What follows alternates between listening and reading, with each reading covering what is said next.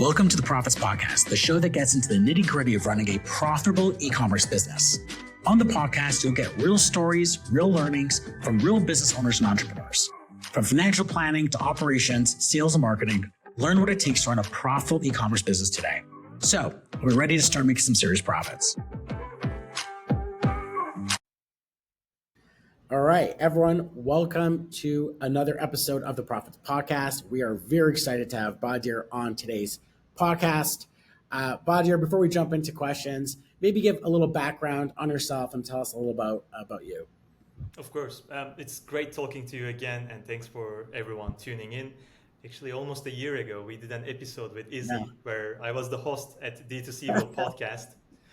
We had an amazing session, and today I'm sitting at the other side of the table with the same excitement that I had before. I'm the co-founder and CEO of Fabrikator. We're a B2B SaaS solution. We're solving the inventory planning problem for direct-to-consumer brands in the D2C space, and we are primarily on Shopify. So we're based in Berlin, Germany, but serving global customers all around the world. Love it. And I think this is a topic, and in my past podcasts, it probably comes up at least 50% of the time, is inventory planning, inventory efficiency.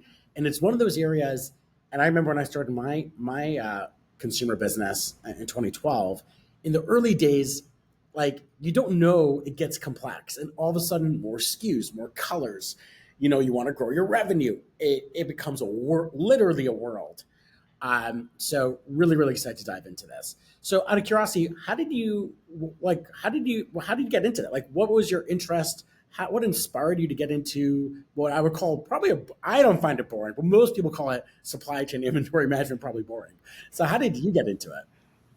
I don't know if I know anyone who got a special interest in supply chain and dive into it as the first step in their career. It always happens after some kind of a business story. It could be either you started your own business and then you had to learn supply chain, and that's how you got into it. For me, I've always been interested in solving multidimensional problems, but up until 2018, I always dealt with digital products in the B2C space. But in 2018, my co-founder presented me the opportunity to build a digital solution for a physical world, namely in manufacturing.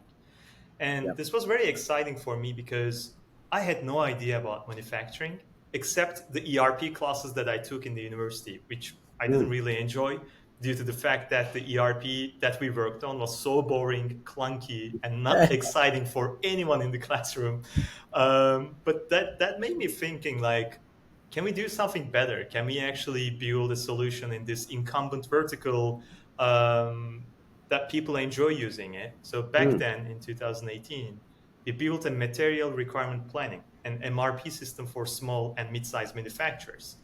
In 2000, I think I was in my mid-20s, and I don't think it's the most exciting thing that you can do in your mid-20s, building an MRP system. But it actually opened a lot of interesting learnings for us. Like, we've been talking to textile manufacturers, chemical manufacturers, roasteries, breweries. They were all in the same need of raw material planning, which helped me to learn probably 10x of what I could have learned by doing a regular job. Oh, wait 1 second. Let me just double click there for a second. Are you saying that the business started by helping the factory side and not the brand side? Exactly. Yes. Oh, whoa. Okay, I'm blown away here. I'll tell you why. Because I speak to brands all day, right? And one of the brands was telling me, and I started getting exposed to this. So you think of supply chain, think inventory management. I've never thought beyond that. You just assume raw materials are always around. But if you start doing high volume, you actually have to start thinking of the farms. Like, where is the raw materials being grown? And not always is it grown in the same country you manufacture it. Sometimes you got to go to, Turkey, or even if you're manufacturing Vietnam, you might need it from China to Vietnam, or you might need it from New Zealand that has the best farms in certain raw materials. So that's like going super deep into supply chain. So how do factories figure that out? I actually find that to still be such a difficult problem. When we talk to our brands and the factories they service, it's like, I don't know how factories do it. Like, how did you look at that problem with them, and how did you help them start solving that? I think for factories, like let's talk about the fashion manufacturers, because they were the subcontractors of bigger brands like H&M, Inditex, Zara Yep. Group. They were basically receiving the purchase orders from the brand and Yep. then planning the raw material based on that. They didn't have any Mm. need to forecast demand as much as a brand would need. So it was kind of straightforward for them. So especially um, they keep excess of stock and textile products, so they have some kind of a buffer to plan and manufacture quickly. Um, it was more of a single dimension problem for them. They didn't need to account for growth. But how we work with them was very interesting. I think it also comes with the dynamics of the market we were in. So we started this in Turkey. It was a web app connected to their accounting solutions like QuickBooks or at local counterparts of it. We were getting the raw material inventory levels from these accounting solutions because Turkey is way ahead of Europe and US when it comes to e-governance. And almost every manufacturer is using e-invoices when they receive raw materials. And that e-invoice has all the information about the material cost, quantity. And this was our point of entry, getting the raw material data and then presenting them an easy way to build recipes, bill of materials, and then give them Kanban boards where they can actually move manufacturing records on different stages. So it worked very well for them. And they were very upset when we actually put an end to that project and pivoted into what we are doing today, which is more about finished goods rather than raw material. Um, but we were lucky because within that group of manufacturers we were serving to, there were a couple of those very little, like couple of those customers who were the book definition of D2C. They were manufacturing themselves, sourcing the raw materials Ah, themselves, wow. selling it through their Shopify store, and always coming up this annoying questions from the customer support like, how do we cater for growth? How can we connect our marketing events into it? And I was like, who are they? Because I didn't know what D2C is back then. And by talking to them more and more, we understood that they actually stick out compared to the other like traditional manufacturers. They have different needs. They need to manage their cash flow on a much complex setup where they need to balance the spending today they need to put in marketing versus the returns that they will receive at the end of the lead time. So it was a very difficult problem for them to solve. And that was one of the entry points for us to go into D2C Mm. space. That is, I'm so blown away that you got started in raw materials. I'm still have to click more questions here because I'm so blown. One of the people I was talking to uh, was on the podcast. Maybe it was a podcast or was one of these just people in the industry, and they were saying how, and you touched on this, but I want to go a little deeper. How certain brands take different approaches, and the approach they take totally changes the supply chain efficiency. And I think she mentioned brand names, and I'll kind of reference those names. I believe it was J. Crew. J. Crew, it was either J. Crew or a company very similar to that. They first pick product design, then the factory has to figure out the right material for that design. Hmm. Versus companies, I believe it was like Zara, and I could be wrong because it sounds like you have exposure. They actually predefine the raw materials and then they make product based on predefined raw materials. And when you do that, it's much less chaotic because you can now start pre-buying raw materials. You don't need to wait for the design people to figure out what design clothing and then chase the world for the raw materials. I'm like, whoa, by choosing, and obviously if you choose design first, you have no limitations. If you choose raw materials first, you have a bit of limitations. But like that little decision has massive repercussions on how efficient you're going to be.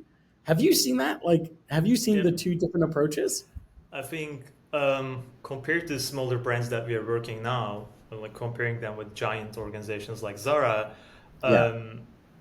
the bigger ones have a bigger leverage of having bigger teams, deciding what colors, what kind of fabric is going to be more popular this year, even before the year starts. So they can actually make draft quotations about like how many meters of a fabric they would need. And they can still change the cut. They can still change the design, but they know Yep. what kind of fabric is going to be popular this year, or they have a bet about this. And doing Yep. this, like pre-sourcing the raw material on the supplier side, is giving them shorter lead times, obviously, and also better negotiation power. I think many of us forget the whiplash effect in supply chain. Like, if the brand knows what Yep. they need in the earlier phase, the supplier of the supplier also have a more relaxed timeline. Yep. And this has a domino effect, increasing the cost or decreasing the cost, lead times, they're all starting with the brand. And actually, there was another reason we moved on the brand side, solving the problem, because no matter how hard we try helping manufacturers, they were always dealing with brands Yep. coming last minute, raising purchase orders. Yep. We wanted to understand where these purchase orders are being initiated from, and the answer is consumer demand. So we had to get closer to the source of the origin, like source of the demand. And to Yeah. do this, we need to connect with the brand, understand how their sales are being driven, and then translate it into a demand plan, translate it into a supply plan, and then raw material planning. So it's a giant plan. This is unbelievable. So we'll start moving now to the brand side, and I'll give you just one anecdote. And I know, Bahadir, we talked about this. We actually have share clients, right? We have clients at Portless where we deliver from near manufacturers to consumers in 6 days, and they leverage your technology to plan the inventory so they don't have to have tons of money of inventory. They can be more agile in how they look at their inventory and make sure they're not being stocked out. But just to give you like a one liner on how powerful a combination of our softwares could be, one of our customers was telling us, and this is an insight that you'll probably never see unless you've experienced it, which is out of stock. Being out of stock is the biggest loss of revenue a brand will never see on a P&L. You go on P&L, where's your loss of revenue for out of stock? Doesn't exist. You have excess inventory, line item, and liquidates, and it sucks. And that is also an inventory planning problem, or the way you run your supply chain. So one of the brands that we serviced, they increased their revenue by 60%. It's a summer apparel business, simply because in them doing inventory planning better, and they can now, for us, ship and restock within days post production. So the idea of out of stock, the idea of managing inventory, it is so much it's cash flow, but it's also lost revenue by double digits if you don't do this right. And you'll never know it on a P&L, which is crazy. So let's go into the brand side. Brands need to run better cash flow businesses. They need to run better planning. So when we look at inventory planning on a brand side, how does your software, maybe start talking us a little deeper into your software. How do they use Fabrikator to understand, like maybe just take us at a really high level and walk us through a little bit. We'll dive in. Of course, yeah. Let me think where to start. I think for D2C businesses, it always starts with the growth planning. So first thing we do is definitely accommodating the growth plans when making inventory suggestions. D2Cs are fueled with their marketing activities, and this is a huge impact on their inventory. That's why we give them the tools to separately build demand plans based on their growth projections, and then translate that demand plan into a supply plan where they can take purchasing actions, see what their cash flow will look like in the future. Practically, if you're a D2C brand right now who wants to use Fabrikator, it's very easy to start. You just go to Shopify App Store, search for Fabrikator with a K. And then once you install the app, we get all the historical inventory data. We build the baseline of suggestions, but first we give you a report on what does your inventory look like, where the most revenue is coming from, where are the lagging parts, which you may need to get rid of. So we are uncovering the hidden risks and opportunities within your inventory data, because sometimes merchants are too ambitious to dive into forecasting. Like, I want to do forecasting. For what? Who's going to use it for? What's the end goal here? And they often miss this, especially pre-1 million merchants. They're very eager to use technology for solving problems, but first they need the base of understanding, like, what are we doing here? So our first step in the application, which we call Control Center, helping them to understand what's happening under the hood, and then we move them to more planning and replenishment side. So what I've seen wrongly done in many companies and tools is not differentiating between the demand plan, supply plan, and financial projection, which you also touched on with the example of P&L, where you don't see the out of stock loss, because they mix up the concept of demand and supply plan, and they try to crunch it under one Excel sheet, which is the P&L. So demand plan should come from an unconstrained forecasting, which serves as the baseline for the operators to add their assumptions and tweak it. So unconstrained here means that if there's enough demand, you should be able to sell as you have infinite inventory. It should not be limited with the out of stock, with the lead time. It should just sell as much as you can. On the other hand, supply plan should be based on the demand plan plus the other constraints like lead time, cost, minimum order quantities, locations, storage limitations in your warehouse. So factoring those will make the supply plan. And as a result of the supply plan, our customers can create purchase orders either for short-term, mid, or long-term, up to 16 months. Now, putting these two together, they get a clear cash flow projection based on their COGS and revenue. We're not a financial solution, but we're just giving them the base for understanding what their next 12 months will look like, factoring in seasonality, purchase orders, out of stock risk. So we try to help them in a holistic way as much as possible. Amazing. So I want to just make sure I get the data points right, because you mentioned about interesting data points. One, you're like demand, right? Understanding what you're planning, your marketing budgets, because without demand you have nothing, right?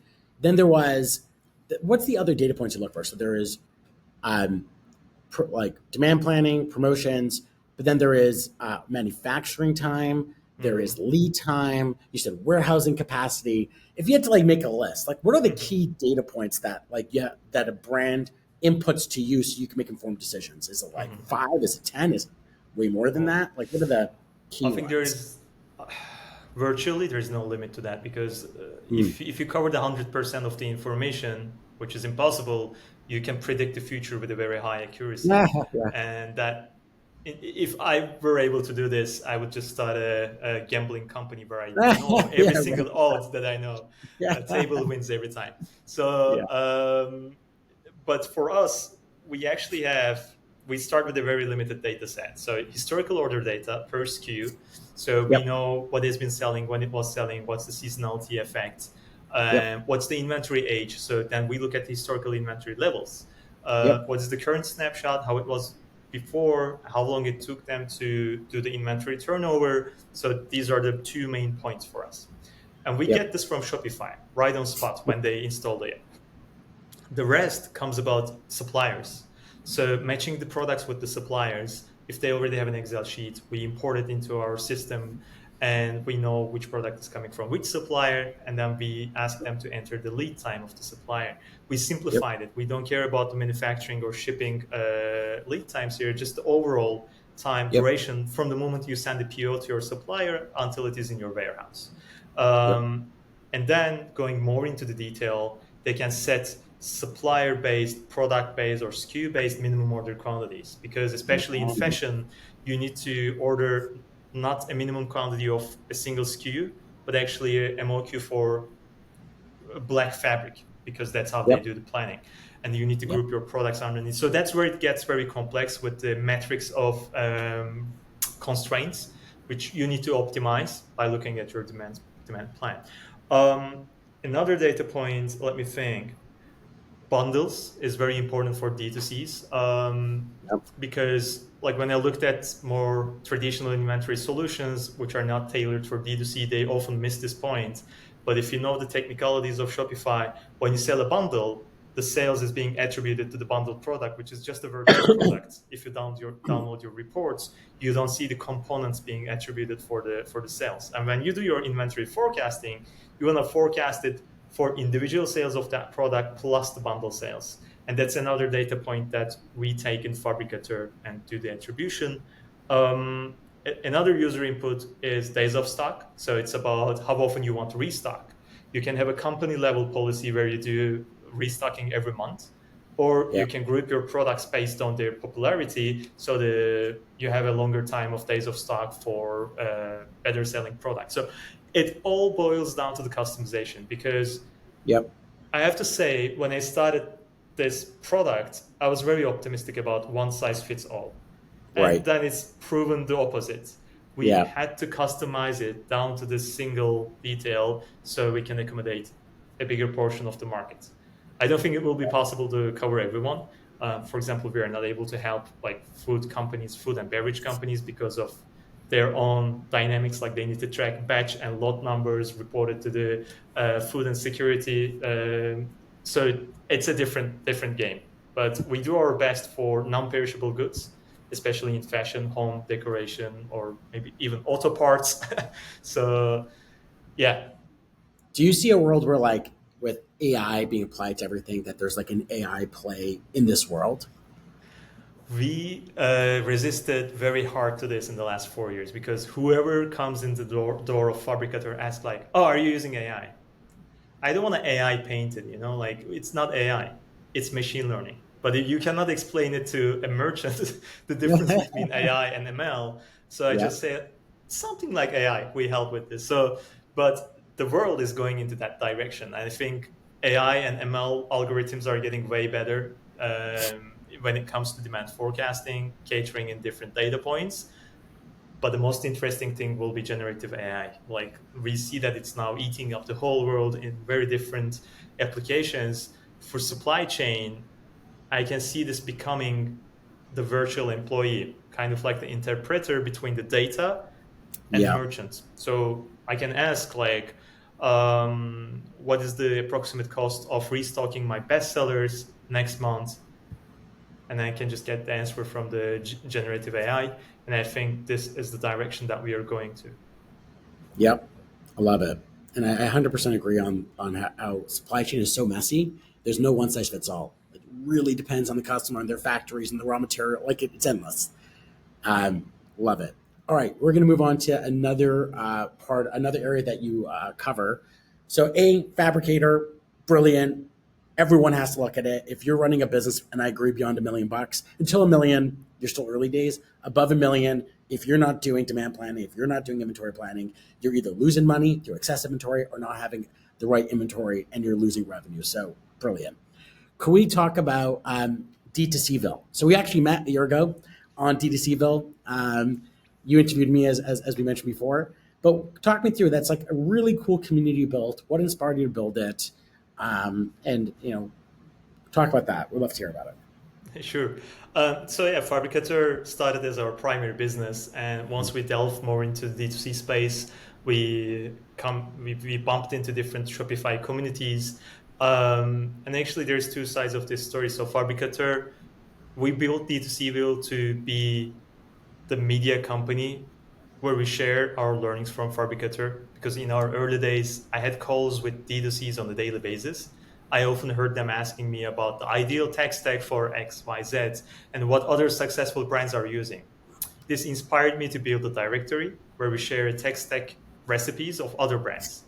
And Love it. then looking at our customer calls, we also noticed that there's a lot of inspiring information being shared during the demos of Fabrikator. So I wanted other merchants to know about our learnings as well. And that's where the idea of inviting Fabrikator users to a podcast and share their story with the rest of the D2C community. So that's how Oh, two pieces came together. Today, D2Cville is a directory of D2C brands and tools. You can go in and check what other brands are using, what's under their tech stack. You can go into the tools if you're considering, for example, if you're considering Fabrikator, you can go into our application page and check which brands are using Fabrikator to see if it's a good fit for your brand. You can compare it with the stage they are at, with the vertical they are at.